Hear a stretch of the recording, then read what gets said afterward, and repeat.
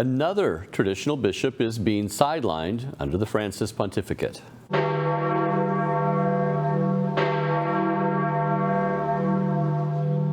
Join us with the latest from the Eternal City, Church Militant's Rome correspondent, Dr. Jules Gomes. Jules, while Americans are struggling still to understand the removal of the traditional bishop of Tyler, Texas, Bishop Joseph Strickland, who did not implement in his own diocese the papal restrictions on the Latin Mass, Traditionis Custodes. Not that that was the reason why he is removed, but he nevertheless did not implement that. Word has just broke of another traditional bishop not faring much better. Tell us about him. Brad, we're talking about the Bishop of Frères-Toulon in France, another very faithful, very traditional, friendly bishop. And this is none other than Bishop Dominique Rey. I met him a couple of years ago here in Rome. I spoke to him. I was very impressed. This is a bishop whose diocese is exploding with vocations in a country where, most priests are about 70. And this is a bishop who is passionate about evangelizing even Muslims. And this bishop, we're told, is going to get canned. The publicity, the backlash from the sacking of Bishop Joseph Strickland has been so, fierce that the Vatican this time are thinking twice before sacking Bishop Rey. They've decided not to do that, but they're going to handcuff him, shackle him, and hamstrung him by appointing what is called a coadjutor bishop. So now, unlike Strickland, who was removed on Saturday from his diocese in Tyler, Rey in France is not actually being removed, but kind of neutralized nonetheless. Can you tell us a little bit more about how that works? That's a very good term, neutralized. You're spot on, Brad.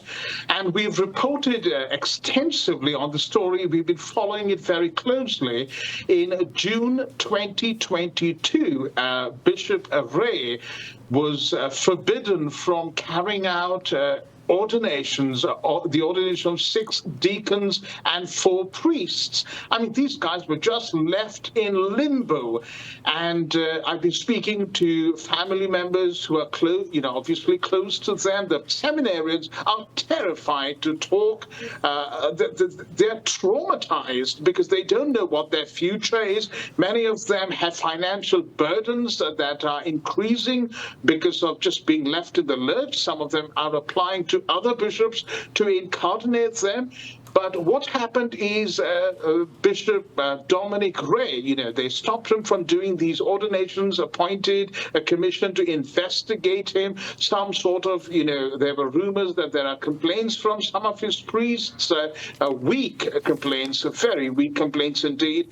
But finally, we are now told that Pope Francis has appointed another bishop, transferred the Bishop of Chalon in Champagne, a 58-year-old bishop by the name of François Touvet, who is going to work alongside, quote unquote, work alongside Bishop, Dominique Rey. And I've been talking this morning to priests from the diocese. They tell me that, work alongside is a euphemism for, they put this very graphically. They said that from now on, Bishop Dominique Rey will be like the Queen of England, smiling and waving his hand, performing all the sacramental duties, but he will have absolutely no power.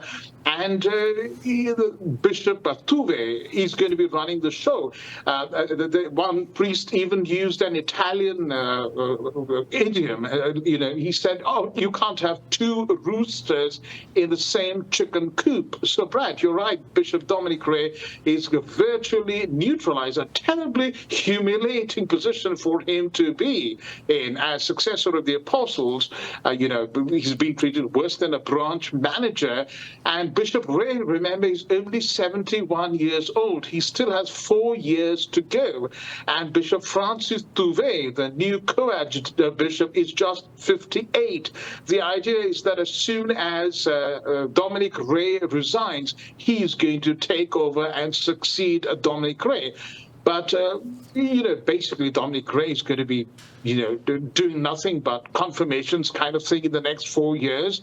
And someone who's been very successful, probably one of the most successful bishops in France, this is a big blow.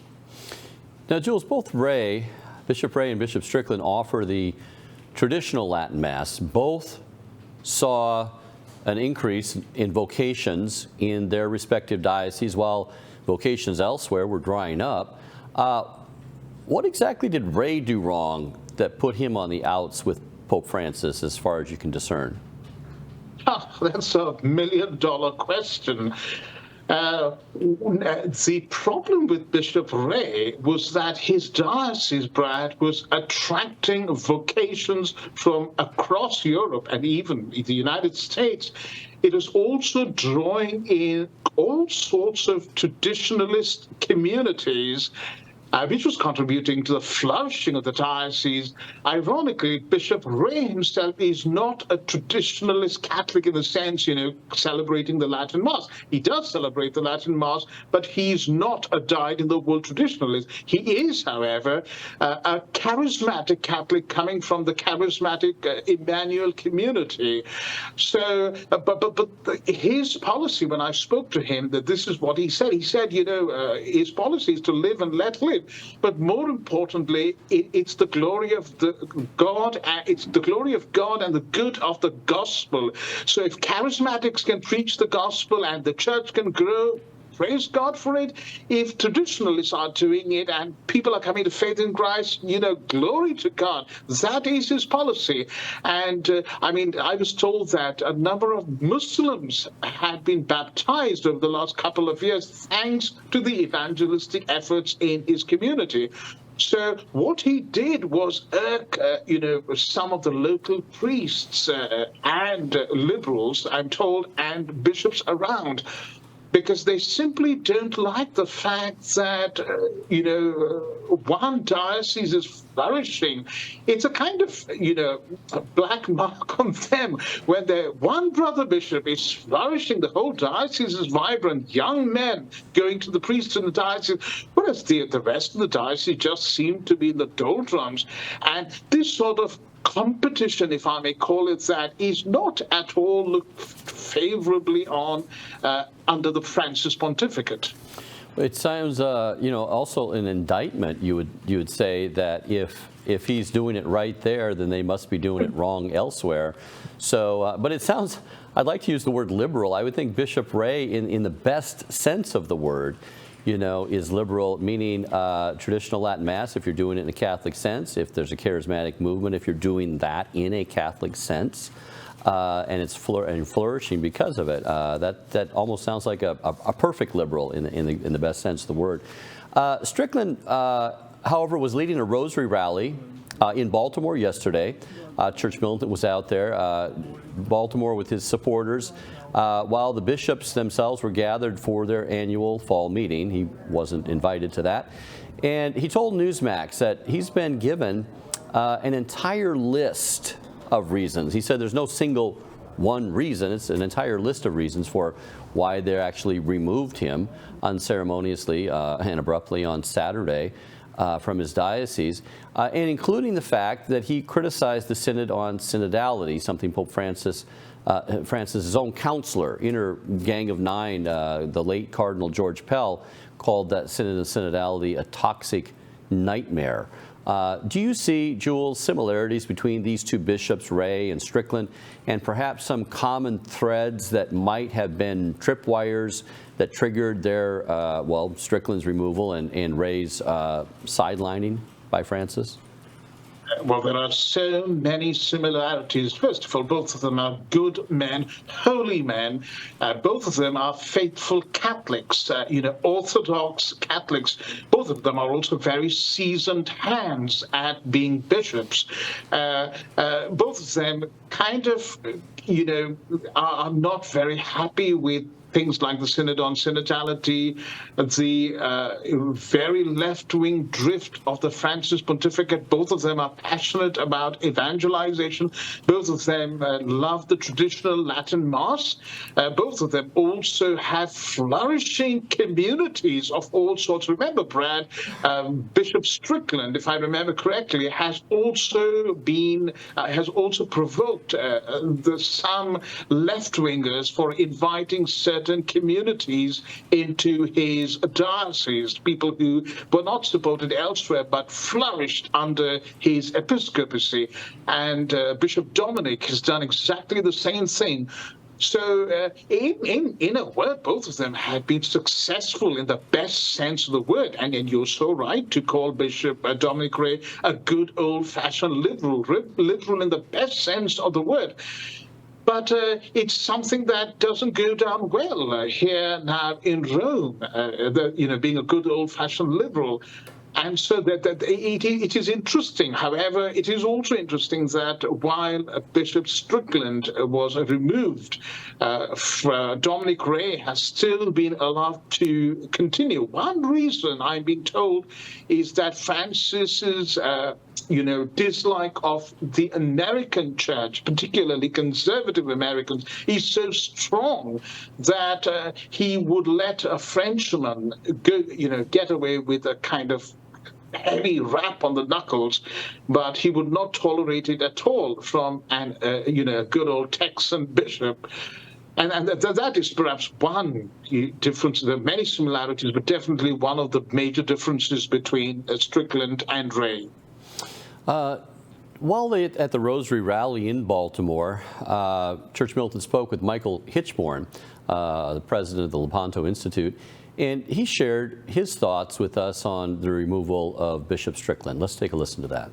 It's really hard to figure out exactly how Catholics should be reacting when you have a pope who is acting outside of canonical norms. The fact of the matter is that a diocese is made vacant by 4 ways, one of which is the death of the bishop, then you have the resignation of the bishop, or the transfer of the bishop. None of those is the case.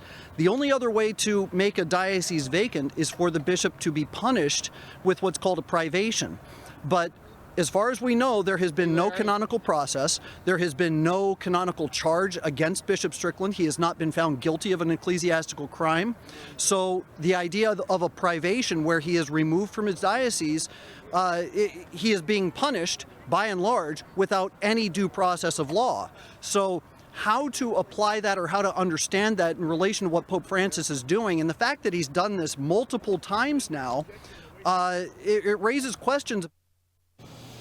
So now, of course, as Hitch noted, Pope Francis has done this multiple times, so obviously the Pope has the authority to rescind the mandate for Strickland that was given to him to be over Tyler, Texas by Benedict, and Strickland had said if that mandate was rescinded, of course he would that's the law. Or Francis could appoint a coadjutor for Rey in France. But as Hitch noted, how authority is used can leave Catholics scratching their heads. Jules, your thoughts on that? In England, we say justice must not only be done, justice must also seem to be done. And here, why people are scratching their heads and saying, we cannot see justice done. In fact, what we see is grave injustice. This morning, I was watching the Canadian YouTube influencer, Catholic influencer, Brian Holsworth, who I suspect is a Catholic, I think he's a convert to Catholic Christianity. And he's been a very vocal supporter of Pope Francis through his YouTube videos, down the years. But today, for the first time, he seemed to be red-pilled, so dejected, putting his head down and saying he simply did not understand. And for the first time, this had opened his eyes to gross injustice under the Francis pontificate. He talked about how, bishops who flagrantly violate Catholic teaching are just even promoted to cardinals for that matter. And removing a bishop is so serious. I mean, it was done only once during the pontificate of Pope John Paul II. However, because it's so serious, everybody is going to wonder, what on earth has happened? How can it, Bishop Strickland, needs to have murdered somebody, or committed some terrible scandal for such serious action to have been taken again. I mean, this is the equivalent of the death penalty for a bishop, and therefore people need to see the reasons why this was justified. And Brad, we are simply not seeing the reasons, which is leaving Catholics even more frustrated and upset. Well, I think you hit it right on the head there, Jules. We're not being shown the reasons, so we don't know the inner workings behind all of this. We have to, have a wait-and-see attitude with regard to all this, and we share everybody's opinions to let people know that there's a lot of confusion out there that would really be cleared up if the Pope did show all of his cards on the table. We also know the bark of Peter is piloted by people with fallen human nature who may or may not live up to the responsibilities entrusted to them by Almighty God. And with great authority comes great responsibility. And with great responsibility comes great accountability. All of us, each one of us, will have to give an accounting to the divine judge on the day we die for how we used the authority entrusted to each one of us in our personal lives, in our families, places of employment, and in the church. Pray for our leaders. Many of them will soon be going before the divine tribunal. Jules, thank you so much for getting us up to speed on Bishop Rey and drawing all the connections for us. Thank you, Brad. Thanks again for watching today's episode of Rome Dispatch. This show is brought to you by donors like Real Estate for Life. If you're looking to buy or sell a home and want to support our mission, visit realestateforlife.org. Again, that's realestateforlife.org. Be sure to tell them Church Militant sent you. God bless.